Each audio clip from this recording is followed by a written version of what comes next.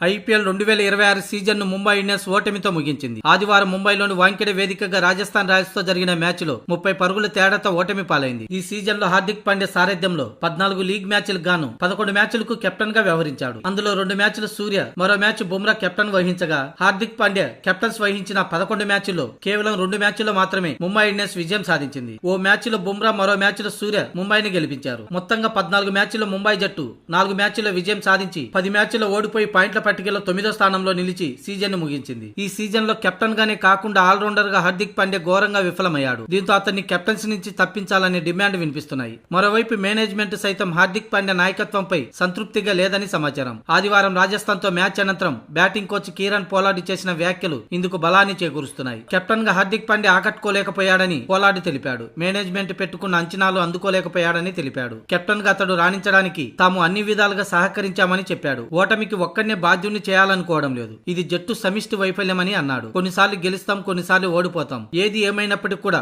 కొన్ని విషయాలను తాను ప్రశ్నించనని చెప్పాడు. ఈ సీజన్ లో ఏది వర్కౌట్ కాలేదు. కొందరు ఆటగాళ్లు గాయాలతో బాధపడుతున్నారు. వీరంతా గాయాల నుంచి కోలుకొని వచ్చే సీజన్ లో బలంగా తిరిగి వస్తారని ఆశిస్తున్నా అంటూ కీరన్ పోలార్డ్ చెప్పుకొచ్చాడు. వచ్చే సీజన్ కు ముందు ముంబై ఇండియన్స్ జట్టులో మార్పులు జరుగుతాయని పోలార్డ్ అన్నాడు. అయితే తొందరపాటు నిర్ణయాలు తీసుకోబోమని స్పష్టం చేశాడు. ఎక్కడ పొరపాటు జరిగిందో కూర్చొని విశ్లేషణ చేసుకుంటామని, ఇందుకు కొంత సమయం కావాలని అన్నాడు.